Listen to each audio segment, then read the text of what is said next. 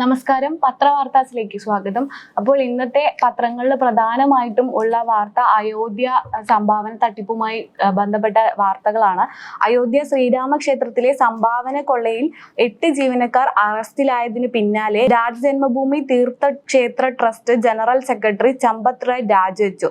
Trustee Anil മിശ്രയും രാജിവെച്ചു. വിശ്വ ഹിന്ദു പരിഷത്തിന്റെ രാജ്യാന്തര ഉപാധ്യക്ഷനാണ് ചമ്പത് റായ്. ക്ഷേത്ര ഭണ്ഡാരങ്ങളിലെ പണവും വിലപിടിപ്പുള്ള വസ്തുക്കളും എണ്ണി തിട്ടപ്പെടുത്താൻ ചുമതലപ്പെടുത്തിയവരായിരുന്നു ഇവരെല്ലാം. മാത്രമല്ല 79.85 ലക്ഷം രൂപ കണ്ടെടുത്തതായി അന്വേഷണ ഉദ്യോഗസ്ഥർ പറയുകയും ചെയ്തിട്ടുണ്ട്.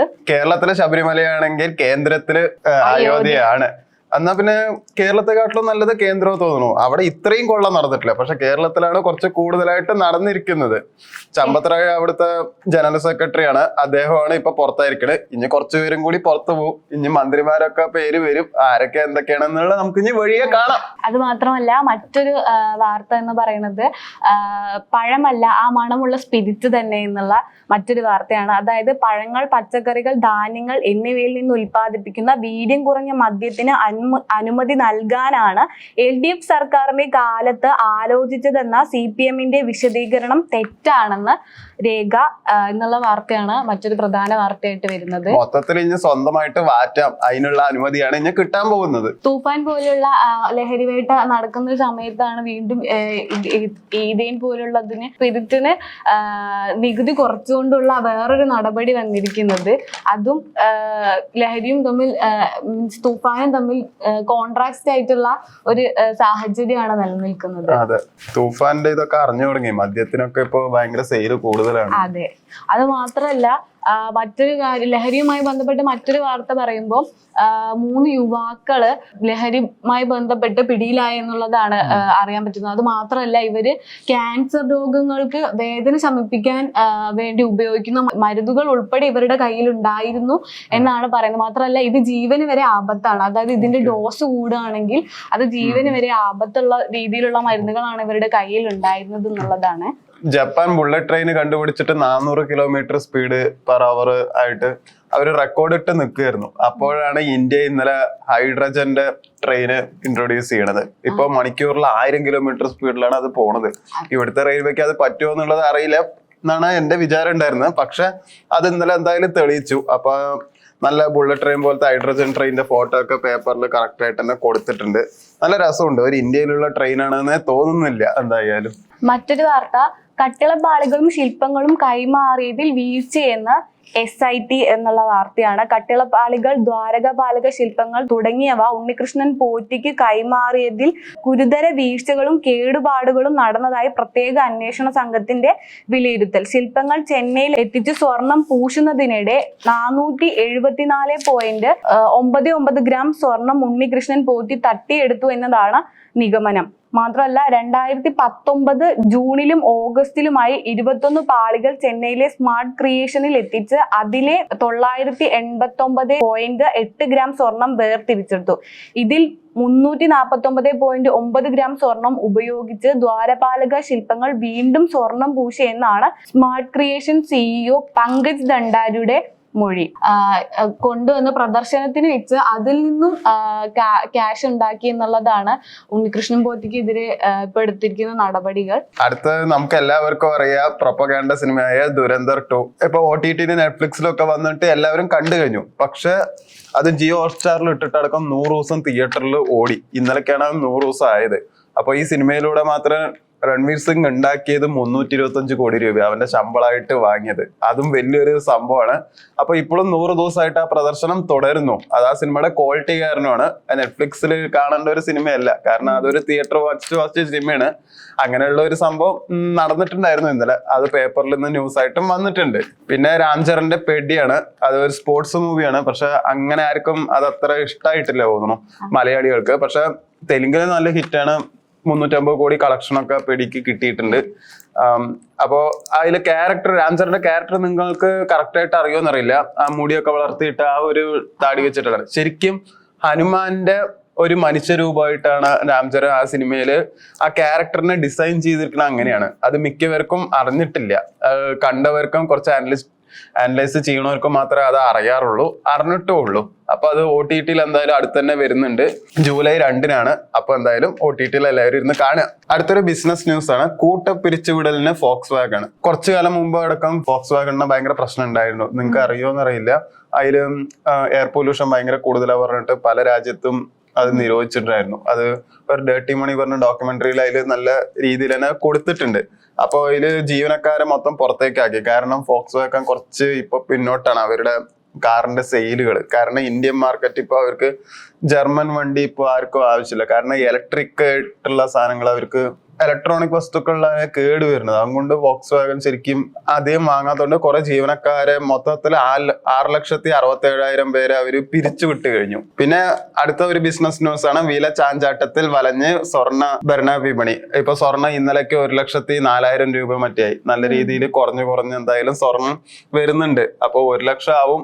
പക്ഷെ അത് ടക്കെന്ന് കൂടും. എന്തായാലും ഒരു 4 മാസം കഴിഞ്ഞാൽ അത് നല്ല രീതിയിൽ കൂടാൻ സാധ്യതയുണ്ട്. ഈ 5 മാസത്തിനുള്ളിൽ 26,000 രൂപയാണ് ശരിക്കും സ്വർണത്തിന് ഇടിഞ്ഞത്. 1,30,000 രൂപ വരെയൊക്കെ എത്തിയതായിരുന്നു. ആ സമയത്ത് വാങ്ങിയവർക്കൊക്കെ ഇപ്പൊ നല്ല നിരാശയായിട്ടുണ്ടാവും എന്തായാലും. ഇപ്പൊ കുറച്ചു കാലമായിട്ട് നമ്മുടെ ഇന്ത്യൻ ഷെയർ മാർക്കറ്റ് വളരെ പ്രശ്നത്തിലായിരുന്നു. ഒന്നിനും ലാഭമില്ല, വല്ല ആടി കൊലഞ്ഞാണ് ഇന്ത്യൻ ഷെയർ മാർക്കറ്റ് പോയത്. പക്ഷെ ഇപ്പൊ അങ്ങനെയല്ല, കുറച്ച് കയറി തുടങ്ങി. യുദ്ധമൊക്കെ കഴിഞ്ഞ സ്ഥിതിക്ക് ഈ രൂപയുടെ മൂല്യമൊക്കെ കൂടിയത് കൊണ്ട് ഇന്ത്യൻ ഷെയർ മാർക്കറ്റ് നന്നായി. ബിറ്റ് കോയിനിൽ ഇൻവെസ്റ്റ് ചെയ്യണ കുറെ ആൾക്കാരുണ്ട്. കുറച്ചും കൂടി അഡ്വാൻസ്ഡ് ആയിട്ടുള്ള ആൾക്കാർ ബിറ്റ് കോയിനായിരുന്നു. ഒരു 6-7 മാസം മുമ്പ് വരെ ബിറ്റ് കോയിന് 89 ലക്ഷമായിരുന്നു. ഒരു ബിറ്റ് കോയിൻ വാങ്ങാൻ 89 ലക്ഷമായിരുന്നു. പക്ഷെ അത് നേരെ കമ്മിയായി 60 ലക്ഷം വരെ എത്തിയിട്ടുണ്ടായിരുന്നു. ഇപ്പൊ ബിറ്റ് കോയിനിൽ ശരിക്കും പറഞ്ഞാൽ $60,000 താഴെയാണ് വന്നിരിക്കുന്നത്. $60,000 പറഞ്ഞാൽ ഇന്ത്യൻ റുപ്പി ഒരു 56-57 ലക്ഷം രൂപയൊക്കെ ആവും. അങ്ങനെ ഒരു 40 ലക്ഷത്തിന്റെ കുറവ് എന്തായാലും ബിറ്റ് കോയിന് സംഭവിച്ചിട്ടുണ്ട്. ഇപ്പൊ വൻ തകർച്ചയാണ്. അത് എപ്പോ കയറി എങ്ങനെ കയറുന്നുള്ള നമുക്കും വലിയ ഐഡിയ ഇല്ല. മറ്റൊരു വാർത്ത, പശ്ചിമേഷ്യൻ പ്രതിസന്ധിയുമായി ബന്ധപ്പെട്ട് 20 ലക്ഷത്തോളം മലയാളികളുടെ ജീവനോപാധിയെ ബാധിച്ചു എന്നുള്ളതാണ്. പശ്ചിമേഷ്യൻ യുദ്ധ സാഹചര്യം മൂലം രാജ്യത്ത് ഏറ്റവും അധികം ജീവനോപാധികളും തൊഴിലുകളും നഷ്ടപ്പെട്ട സംഘടനകളുടെ പട്ടികയിൽ കേരളം 3ാമത് എന്നുള്ള മറ്റൊരു വാർത്തയാണ്. ഏകദേശം 15 ലക്ഷം മുതൽ 20 ലക്ഷം വരെ ആളുകൾക്കാണ് ഇതുമായി ബന്ധപ്പെട്ട്, അതായത് ഇറാനിലും അതുപോലെ തന്നെ കേരളത്തിലായിട്ട് ഏകദേശം 15 മുതൽ 20 ലക്ഷത്തോളം ആളുകൾക്കാണ് ഇപ്പൊ തൊഴിലില്ലായ്മ, അതായത് തൊഴിൽ നഷ്ടപ്പെടുന്നത് ഉള്ളത്. അതേപോലെ തന്നെ അവിടുന്ന് ഒരുപാട് പേര് ഇവിടെ വന്നിട്ടും അവിടുത്തെ ടച്ച് കിട്ടാതെ ഇവിടെയും വന്ന് അവർ കഷ്ടപ്പെടുന്നതായിട്ടാണ് ഉള്ള മറ്റൊരു വാർത്തയാണ് ഉള്ളത്. മറ്റൊരു വാർത്ത തമിഴ്നാടിന്റെ സർക്കാരുമായി ബന്ധപ്പെട്ട ഒരു വാർത്തയാണ്. അതായത് മുഖ്യമന്ത്രി ശ്രീ ജോസഫ് വിജയുടെ അവസാന സിനിമയായ ജനനായകന്റെ നിർമ്മാതാവിനെ തമിഴ്നാട് സർക്കാരിന്റെ ഡൽഹിയിലെ പ്രത്യേക പ്രതിനിധിയായി നിയമിച്ചു എന്നുള്ളതാണ്. ബാംഗ്ലൂരു ആസ്ഥാനമായ നിർമ്മാണ company KVN production chairman Venkat K നാരായണനാണ് ക്യാബിനറ്റ് റാങ്കിൽ 1 വർഷത്തേക്ക് നിയമിച്ചിരിക്കുന്നത്. ചാർട്ടേഡ് അക്കൗണ്ടന്റ് ആയിരുന്നു വെങ്കട് നാരായണ. പ്രസ്റ്റീജ് ഗ്രൂപ്പിന്റെ CEO ആയിരുന്നു. ഇദ്ദേഹം തന്നെയാണ് ബാലൻ അങ്ങനെ തുടങ്ങിയിട്ടുള്ള പല സിനിമകളും പ്രൊഡ്യൂസ് ചെയ്തിരിക്കുന്നത് ഇദ്ദേഹമാണ്. KVN പ്രൊഡക്ഷൻസ് ആണ് ബാലൻ ചെയ്തിരിക്കുന്നത്. അവരുടെ ഏറ്റവും ബഡ്ജറ്റ് കുറവുള്ളതും എന്നാൽ ഇപ്പൊ ഏറ്റവും സക്സസ് കിട്ടിയതും ഇപ്പൊ ബാലനിലൂടെയാണ്. ഇനി അടുത്ത് വരാൻ പോണ അവരുടെ ടോക്സിക്കും ജനനായകനുമാണ്. ടോക്സിക് ഇറങ്ങാണ്ട് ഇനിയിപ്പോ എന്തായാലും ജനനായകനെ അവർക്ക് ഇറക്കാൻ പറ്റില്ല. മറ്റൊരു കാര്യം, കൂടുതൽ പെൻഷൻ വാങ്ങിയാൽ 36 തവണകളായി തിരിച്ചു പിടിക്കും എന്നുള്ളതാണ്. ഏതെങ്കിലും സർവീസ് പെൻഷൻകാരോ ആശ്രിതരോ നിയമിത പെൻഷനിൽ കൂടുതൽ കൈപ്പറ്റിയാൽ 36 പ്രതിമാസ തവണകളായി തിരിച്ചു പിടിക്കാൻ ധനവകുപ്പിന്റെ ഉത്തരവ്. തുക തിരിച്ചു പിടിക്കാൻ നടപടിയെടുക്കാത്ത ഉദ്യോഗസ്ഥനിൽ നിന്നും നഷ്ടപ്പെട്ട തുകയും 18% പലിശയും അടക്കം ഈടാക്കും എന്നുള്ളതാണ് മറ്റൊരു വാർത്ത. അത് നന്നായി. പലർക്കും 2 പെൻഷനൊക്കെ ഉണ്ട്. അതൊരു നന്നല്ലാത്ത ഏർപ്പാടാ. ചിലവർക്ക് റെയിൽവേയിലൊക്കെ ഭർത്താവ് പെട്ടെന്ന് സർവീസിലിരിക്കുമ്പോൾ മരിക്കുമ്പോൾ വൈഫിന് ആ പെൻഷൻ കിട്ടും. വൈഫ് നല്ല ഗവൺമെന്റ് ഉദ്യോഗസ്ഥയാണെങ്കിൽ അവർ റിട്ടയർഡ് ആയിട്ടുണ്ടെങ്കിൽ ആ പെൻഷനും അവർക്ക് കിട്ടും. അപ്പോ അതിന്റെ ആവശ്യമുണ്ടെന്ന് എനിക്ക് തോന്നുന്നില്ല. ഏതായാലും ആ പെൻഷൻ 36 തവണകളായി തിരിച്ചു പിടിക്കും എന്നാണ് പറഞ്ഞിട്ടുള്ളത്. മറ്റൊരു വാർത്ത, തട്ടിപ്പിന് 83,000 കോടിയുടെ കരാർ. കമ്പനി മൂലധനം 9.72 ലക്ഷം രൂപ എന്നുള്ളതാണ്. US പ്രതിരോധ വകുപ്പുമായി 83,000 കോടി രൂപയുടെ രാജ്യാന്തര ആയുധ നിർമ്മാണ കരാറിൽ ഒപ്പിട്ടതായി തെറ്റിദ്ധരിപ്പിച്ച് 700 കോടി രൂപയുടെ നിക്ഷേപ തട്ടിപ്പ് നടത്തിയ VPVVTO consultation private limited company സമർപ്പിച്ച ബാലൻസ് ഷീറ്റിൽ കമ്പനിയുടെ മൂലധനം 9.72 ലക്ഷം രൂപ മാത്രം. അതായത് ഏകദേശം തമിഴ്നാട്, കേരളം ഉൾപ്പെടെ ഇവർ ഒരുപാട് തട്ടിപ്പ് നടത്തിയിട്ടുണ്ട്. ആ കേസിൽ ഈ ഇടയാണ് ഇവർ പിടിക്കപ്പെട്ടിട്ടുള്ളത്. 2021 മുതൽ തട്ടിപ്പ് തുടർന്നു എന്നും അതിനായിട്ട് ഒരു എന്താ പറയാ തമിഴ്നാട്ടിൽ ഒരു സ്ഥലം, 1 ഏക്കർ കണക്കിന് സ്ഥലം എടുത്ത് അവിടെ ഇതിന്റെ ലോഞ്ചിങ്ങിനായിട്ട് ഒരുപാട് സിനിമയെ വെല്ലുന്ന ഒരുപാട് എന്താ പറയാ കാര്യങ്ങളൊക്കെ നടത്തിയതായിട്ടൊക്കെ പത്രത്തിൽ വന്നിരുന്നു. ഇപ്പൊ അവര് പറയുന്നത് ഏകദേശം അവരുടെ മൂലധനം 9.72 ലക്ഷം മാത്രമാണ്. പക്ഷെ 83,000 കോടിയുടെ കരാറിലാണ് അവർ ഇത്രയും ഒരുപാട് പേർ നിക്ഷേപിച്ചിട്ടുള്ളത്. കോഴിക്കോട് നിന്നുള്ള ഒരാള് ഏകദേശം അവരുടെ വീടും സ്ഥലമൊക്കെ പണയം വെച്ചിട്ട് ഇതിലേക്ക് നിക്ഷേപിച്ചിട്ടുണ്ടായിരുന്നു. ഒരു വയസ്സായ ഒരു വ്യക്തി, മുത്തശ്ശൻ ചേറിൽ കിടക്കുകയാണ്, വീടും കുടിയൊന്നും ഇല്ലാണ്ട്, വെള്ളപ്പൊക്കമായിട്ട് ചേർത്തലയാണ് സംഭവിച്ചിരിക്കുന്നത്. അനാരോഗ്യം മൂലം പട്ടിണിക്കോലമായ കാഴ്ചപരിധിയുള്ള വയോധികൻ വീടിനോട് ചേർന്ന ചതുപ്പിൽ കിടക്കേണ്ടി വന്നത് 1 ദിവസത്തോളം. വീട്ടിലാകട്ടെ സഹോദരി അവശ നിലയിലായും അവരുടെ മകൻ മാനസിക വെല്ലുവിളി നേരിടുന്ന നിലയിലായും. ഇത് പറഞ്ഞപ്പോൾ എനിക്കൊരു കാര്യം ഓർമ്മ വന്ന്, സഭ TV നമ്മുടെ കുട്ടനാടിന്റെ MLA ഉണ്ട്. അപ്പോൾ ഇദ്ദേഹം സഭ TV VD സതീശന്റെ അടുത്ത് മിഞ്ഞാന്ന് പറഞ്ഞിട്ടുണ്ടായിരുന്നു കുട്ടനാടിന് വള്ളം കളിക്ക് 1 ദിവസം ലീവ് കൊടുക്കണം എന്നുള്ളത്. VD സതീശൻ നമുക്ക് നോക്കാന്ന് പറഞ്ഞിട്ട് ഇരിക്കുമ്പോ തന്നെ പറഞ്ഞു, പിന്നെ എന്റെ പട്ടി കൊടുക്കും ലീവ്, അങ്ങനെയൊക്കെ പറഞ്ഞിട്ടുണ്ടായിരുന്നു. എന്തിനപ്പോ വള്ളം കളിക്ക് ലീവ്? കുട്ടനാടിന്റെ MLA ആദ്യമായിട്ടാണ് നിയമസഭയില് ഒരു കാര്യം ഉന്നയിക്കണത്. ഇതുപോലത്തെ പ്രശ്നങ്ങളൊക്കെയാണ് ശരിക്കും പറയേണ്ടത്, അല്ലാണ്ട് വള്ളം കളിക്ക് ലീവ് കൊടുക്കണം എന്നല്ല പറയേണ്ടത്. ഒന്ന് ആലോചിച്ച് നോക്കൂ, വർഷങ്ങളായിട്ട് കുട്ടനാടിന്റെ വെള്ളത്തിന് ഉപ്പ് കൂടുതലാണ്, അവർക്ക് നല്ല വെള്ളം കിട്ടാറില്ല, കൃഷിക്ക് വെള്ളം കിട്ടാറില്ല. അതുപോലെ തന്നെ പല സ്ഥലത്തും കുട്ടനാട്, കേരളത്തിൽ തന്നെ കുട്ടനാടാണ് കുറച്ച് ബാക്ക്വേർഡ് ആയിട്ട് നിൽക്കണ ഒരു സ്ഥലം എന്ന് പറയാം. ദാരിദ്ര്യം കുറച്ച് കൂടുതലാണ്, എപ്പോഴും വെള്ളപ്പൊക്കം, പ്രളയം ഇതൊക്കെ ഉള്ള ഒരു സ്ഥലമാണ്. അതൊന്നും ആൾക്ക് പറയണ്ട, ആൾക്ക് ഇപ്പൊ അവിടെ ലീവാണ് ശരിക്കും കൊടുക്കേണ്ടത്. ഇതുപോലത്തെ സംഭവമൊക്കെയാണ് നിങ്ങൾ ശരിക്കും പറഞ്ഞാൽ നേരാക്കേണ്ടത്, അല്ലാണ്ട് ലീവ് കൊടുക്കേണ്ട കാര്യമല്ല ആദ്യം പറയേണ്ടത്. ഇനി അടുത്ത സ്പോർട്സ് ന്യൂസ് ആണ്. എല്ലാവരും അറിഞ്ഞിട്ടുണ്ടാവും ജർമ്മനി എന്തായാലും തോറ്റ കാര്യം. അതും നല്ലൊരു തോൽവിയാണ് അവർക്ക് ഉണ്ടായത് എന്തായാലും. അപ്പോൾ അതിന്റെ പേരിൽ ജർമ്മനിയിൽ എന്തായാലും അവര് ടീമായിട്ട് നല്ല കശപിശ ഉണ്ടായിട്ടുണ്ട്. പൊതുവെ ജർമ്മൻ ടീം നന്നായിട്ട് കളിക്കുമെങ്കിലും അവര് ഭയങ്കര റേസിസവും അതുപോലെ തന്നെ ഫൈറ്റും നല്ല കൂടുതലുള്ള ഒരു ടീമാണ്. അതുകൊണ്ട് അവരുടെ ഇടയിൽ നല്ല അഭിപ്രായ വ്യത്യാസം വന്നിട്ടുണ്ട്. അതായത് ജർമ്മൻ ടീമിൽ ഭിന്നത. ഇക്വഡോറിനെതിരായ തോൽവിക്കു പിന്നാലെ ജർമ്മൻ ടീമിൽ ഭിന്നസ്വരം. തോൽവിയെ 2 രീതിയിലാണ് ക്യാപ്റ്റനും പരിശീലനം വിലയിരുത്തുന്നത്. തങ്ങൾക്ക് വിജയ തൃഷ്ണ കുറവായിരുന്നു, ജയം ആഗ്രഹിച്ചു കളിച്ചത് ഇക്വഡോർ ആയിരുന്നു, അവർ ജയം അർഹിക്കുന്നു, ജർമ്മൻ ക്യാപ്റ്റൻ ജോഷുവ കിമിച്ച് പറഞ്ഞു.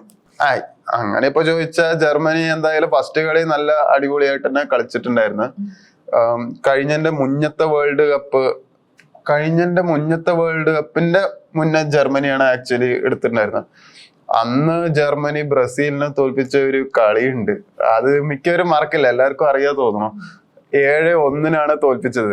ആ ടീമാണ് ഇപ്പൊ ഇങ്ങനെ പറയണത്, അത് ഇക്വഡോറിന്റെ മുന്നില്. പിന്നെ ജപ്പാൻ നല്ല രീതിയിൽ ഇപ്പൊ കേറി വരുന്നുണ്ട്. ആരും പ്രതീക്ഷിച്ചില്ല ജപ്പാനും നോർവേ ഒക്കെ നന്നായിട്ട് കളിക്കുന്നുള്ളു. ഒക്കെ പുതിയ ടീമാണ്, എല്ലാവരെയും നല്ല അടിച്ച് ഇതാക്കുന്നുണ്ട്. അപ്പൊ ജപ്പാൻ ഇന്നലെ സ്വീഡന്റെ മുന്നിൽ ആക്ച്വലി സമനിലയാണ് ഉണ്ടായത്. ഓക്കെ, പിന്നെ ഇന്നത്തെ മത്സരം പറയാൻ, ഇന്ന് രാവിലെ ന്യൂസിലാൻഡും ബെൽജിയം ആയിട്ടുള്ള കളിയാണ്. ഈ 2 ടീമും നമുക്ക് വലിയ ഇതില്ല. പിന്നെയുള്ളത് ബെൽജിയത്തിനാണ് എല്ലാവരും ആരാധകരുള്ളത്, പക്ഷെ വലിയ കാര്യമൊന്നുമില്ല. പിന്നെ വേറൊരു കളിയുള്ളത് ഈജിപ്തും ഇറാനുമാണ്. ഇറാൻ അത്ര വലിയ സംഭവം ഒന്നും അല്ലെങ്കിലും ഒരു തവണ അർജന്റീനനെ ഇറാൻ തോൽപ്പിച്ചിട്ടുണ്ട്, അത് വലിയൊരു സംഭവമാണ്. അതുകൊണ്ട് ഇറാനെ കുറച്ച് എന്തായാലും പേടിക്കണം. പിന്നെ നാളെയാണ് കളികള്, പനാമ ഇംഗ്ലണ്ടും ആയിട്ടുള്ള, പിന്നെ കൊറേഷ്യ ഗാന. പോർച്ചുഗലിന്റെ കളി നാളെ ഉണ്ട്. പോർച്ചുഗലിന് എന്തായാലും നല്ലൊരു തുടക്കം ഇപ്രാവശ്യം കിട്ടിയിട്ടില്ല, കാരണം ക്രിസ്ത്യാനോ ആണെങ്കിൽ ഗോള് പെനാൽറ്റി അടിച്ചത് കളഞ്ഞു. കൂടെ അവരുടെ ഗോൾ കീപ്പറിനാണ് ആ ടീമിനെ രക്ഷിച്ചത്, അതുകൊണ്ടാണ് സമനിലയിൽ പോയി കിട്ടിയത് എന്തായാലും. അപ്പൊ ഇനി അടുത്ത കളി നന്നാവട്ടെ എന്ന് പ്രതീക്ഷിക്കാം നമുക്ക്. മറ്റൊരു വാർത്ത, ബിശ്വനാഥ് സിൻഹ സംസ്ഥാനത്തിന്റെ 51ാമത് ചീഫ് സെക്രട്ടറി ആയി 30-ന് സ്ഥാനമേൽക്കും. ബിശ്വനാഥ് മേത്തയ്ക്ക് ശേഷം എത്തുന്ന മലയാളി അല്ലാത്ത ചീഫ് സെക്രട്ടറിയാണ് ബീഹാർ സ്വദേശിയായ ബിശ്വനാഥ് സിൻഹ. 2 വർഷവും 3 മാസവും ചീഫ് സെക്രട്ടറിയായി തുടരാൻ അദ്ദേഹത്തിന് സാധിക്കും. 2028 സെപ്റ്റംബർ അവസാനം വരെ കാലാവധിയുണ്ട്. വരും ദിവസങ്ങളിലാണ് ഇദ്ദേഹം സ്ഥാനമാറ്റം ഉണ്ടാക്കുന്നത്. അതുപോലെ തന്നെ 2028 വരെ മുൻ ചീഫ് സെക്രട്ടറിക്ക് സമയം ഉണ്ടായിട്ടും അദ്ദേഹത്തിന് പകരം മറ്റൊരു വാർത്ത ആനുകൂല്യം കിട്ടാതെ 29 വിദ്യാർത്ഥികൾ എന്നുള്ളതാണ്. നിർധന വിദ്യാർത്ഥികൾക്കുള്ള വിദ്യാകിരണം പദ്ധതിയിൽ ജില്ലയിൽ ആനുകൂല്യം ലഭിക്കാതെ പോയത് 29 വിദ്യാർത്ഥികൾ. സാമ്പത്തികമായി പരാധീനത മൂലം ദുരിതം അനുഭവിക്കുന്ന ഭിന്നശേഷിയുള്ള മാതാപിതാക്കളുടെ മക്കൾക്ക് പഠന സഹായം നൽകുന്നതാണ് പദ്ധതി. 2025 ജൂണിൽ 250-ലധികം അപേക്ഷകളാണ് ജില്ലയിൽ സാമൂഹിക നീതി വകുപ്പ് ഓഫീസിൽ എത്തിയിട്ടുണ്ടായിരുന്നത്. പക്ഷേ ഇപ്പോഴും 29ഓളം കുട്ടികൾക്ക് അതിനുള്ള റിപ്ലൈകൾ വന്നിട്ടില്ല എന്നുള്ളതാണ്. സാമ്പത്തികമായി പിന്നോക്കം നിൽക്കുന്നവരും അതുപോലെ തന്നെ മാതാപിതാക്കൾക്ക് എന്തെങ്കിലും ഡിസബിലിറ്റീസ് ഉള്ളവരുമായിട്ടുള്ള കുട്ടികൾക്കാണ് ഈ ആനുകൂല്യം ഉണ്ടായിട്ടുള്ളത്.